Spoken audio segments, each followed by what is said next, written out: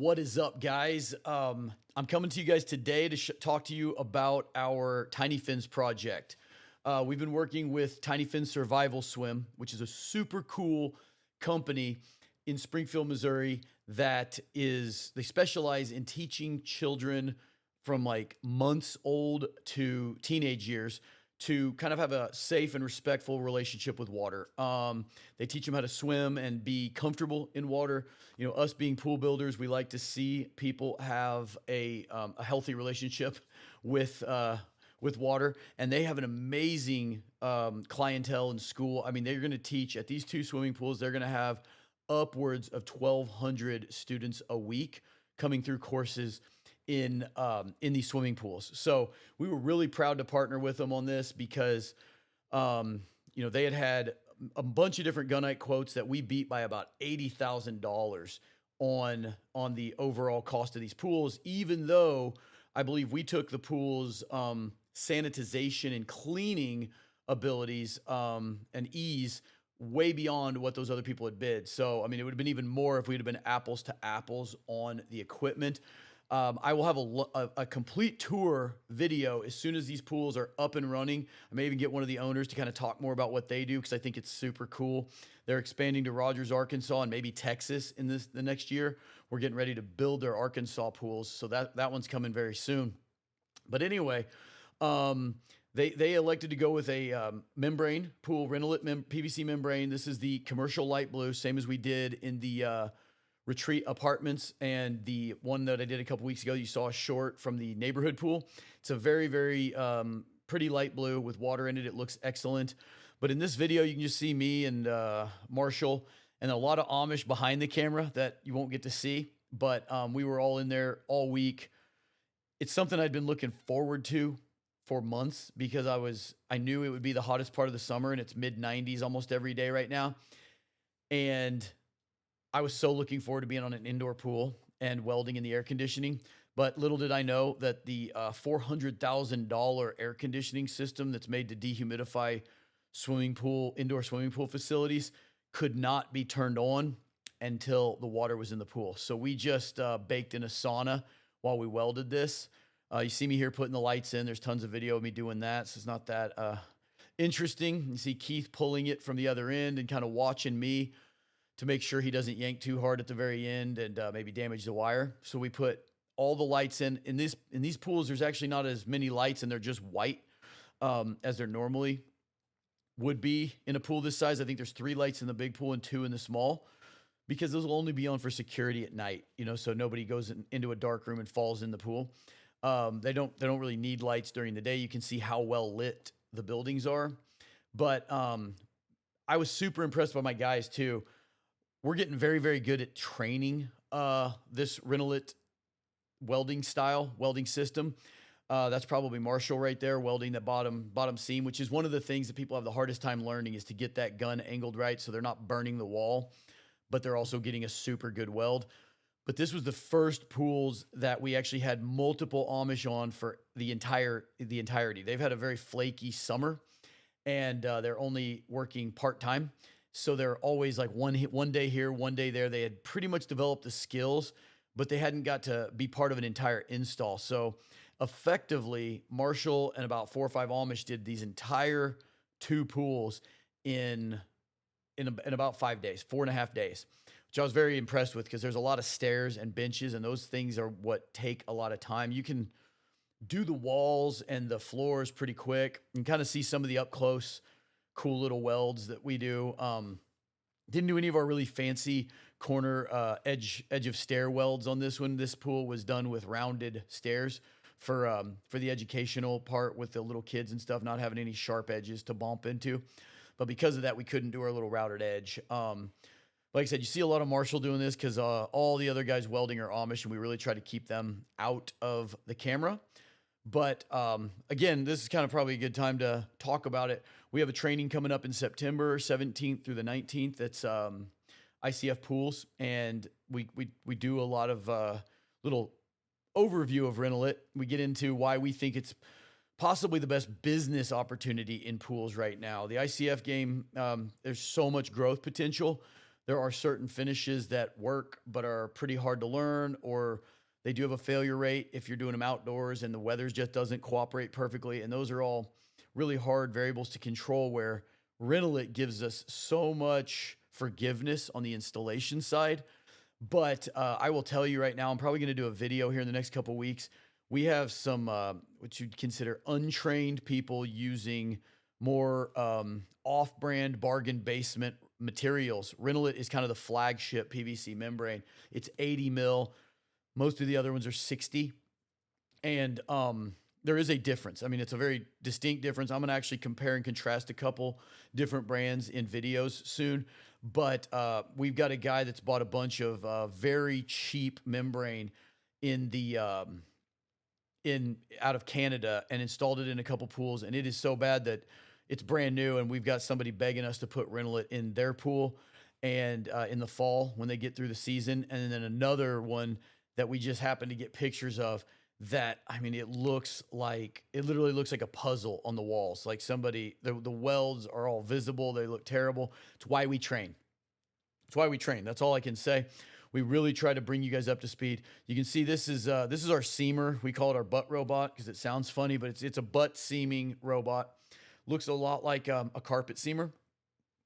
We have a strip underneath of the membrane, and then we have to do a bunch of passes by hand, but that machine does our final pass. So it's not nearly as automated or as fast as our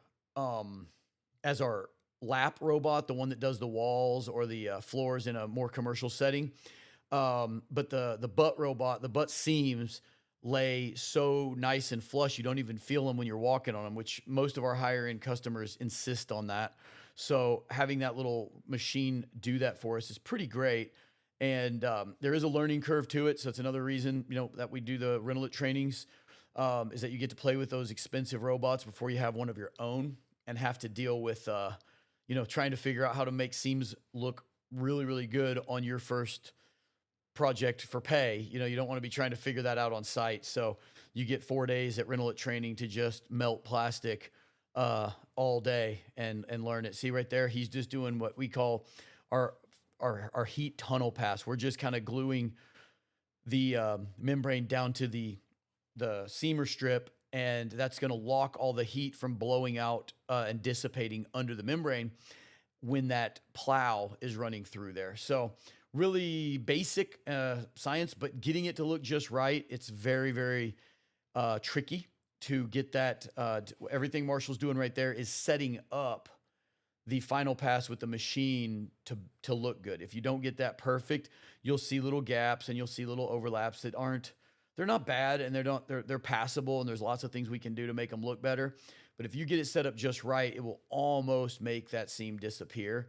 And definitely when there's water in it, you will pretty much see that it's not there. But yeah, you can kind of see what he's doing. Okay, so now that he's got that first pass tacked down, now he's got to put the next piece down, and you'll notice the next strip is laying there. Renolit's pretty slick because you got a 65-inch wide piece of material, and the felt, that light blue material that you see us laying this floor onto, it comes in either 59 or 65. If you're doing lap welds on the floor, it just comes the same width as the membrane.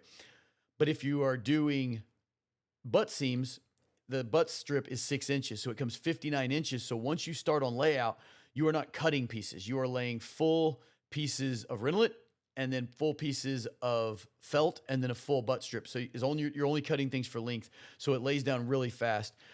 Now you're back to our trials and tribulations. I didn't say much about it early, but you probably saw all the junk in our pools. We've been kind of shooting for a moving target on finishing these pools. We were supposed to finish them in May, and then they just keep moving as things get delayed on the construction process. We couldn't get in there. And you saw all the crap the siding guys, the insulation guys had just stockpiled in our pool. And we finally came to our weeks that we need to get the membranes put in, because that water has to be in the pools for the dehu to turn on. And they scheduled that 30 days out, and that is in 5 days.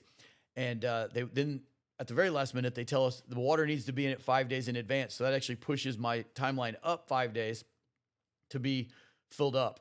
So we pressure washed it. You saw how dirty that was. And even after that, there's just dirt everywhere from just the construction process. So that kind of sucks for us. You see all that dirt.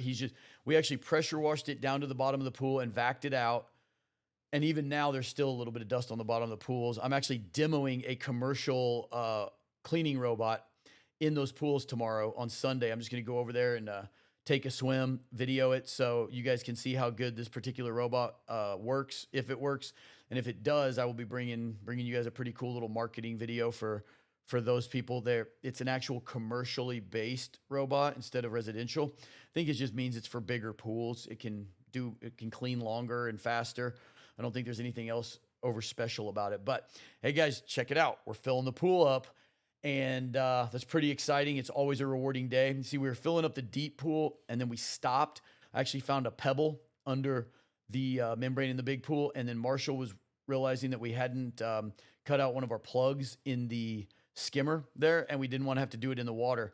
So I went ahead and threw the water into the shallow pool first, which it's only about, I think, 18,000 gallons, maybe close to 20, which with a fire hydrant does not take very long to fill up. That thing filled up in probably less than an hour.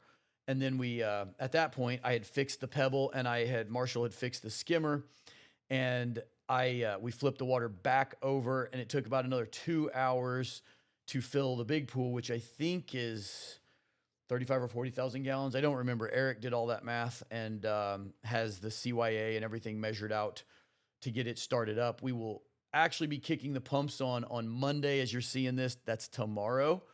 And you actually see what Jet's doing in the water there. We actually, the cool thing about membranes is they don't stretch in. They're just welded into fit. So there's no wrinkles if you do it right. But that pool had a little bit of groundwater that kept coming up. And during the 2 or 3 days that we had the membrane welded in, about a 1/4 inch of water had accumulated on the bottom at the deep end. So as we started adding weight, it started pushing water up the slope, kind of like if you were squeezing out a toothpaste tube. And it was creating a little wave, like, 2 inches wide and 1 inch high of water under the membrane. But it was filling so quickly with the hydrant that it actually kind of captured it and was starting to pin it to the ground. And that's not a big deal. The water will dissipate as long as you don't let it crease the membrane. So they were just kind of smoothing that out with their feet, allowing the water to continue to push it uphill till it got clear to the shallow end. So it created a little bit of work that is not typical to membranes, but it was worth it to not have any of those wrinkles permanently creased on the bottom of the pool. Wouldn't hurt anything functionally, but we're pretty big on the aesthetic, and we're pretty proud of the way these turned out. So guys, we have training coming up again. Like I said, August 26th or 28th. I don't remember. You have to go to all3pools.com and check that out on the Rental-It to learn just the Rental-It side of it. It's an intensive 4-day thing where we get you to the point that you will be certified to weld Rental-It after your first install. Like, we get you to the point where you're ready to do an install. Once you've been to our training, you lock in 35% savings on material perpetually. And then when you buy your first pool, we either Zoom with you at the end or we send somebody out to you, depending on how much help you're going to need. And once you've done that, you're certified. And guys, I'll tell you right now, there are so many people wanting membranes, and there's not enough of us to go around. Marshall, he helps us do our membranes. He's kind of his own guy, but we keep him kind of busy ourselves. But he was in Kansas last week doing a membrane for a guy we all know. I think he's going to be in Nashville here in a few weeks doing the same thing for another guy he knows. And he's bopping around doing a lot, but he could sure use the help. So more and more people learning to do it would be amazing. And yeah, guys, just keep us in mind. Go to all3pools.com. We sell kits. You can do this stuff yourself. And the more and more people we get trained to do Rental-It, you'll be able to even, just do the pool and then have somebody else install the Rental-It for you, which is a pretty good synergy. We'll see you next week.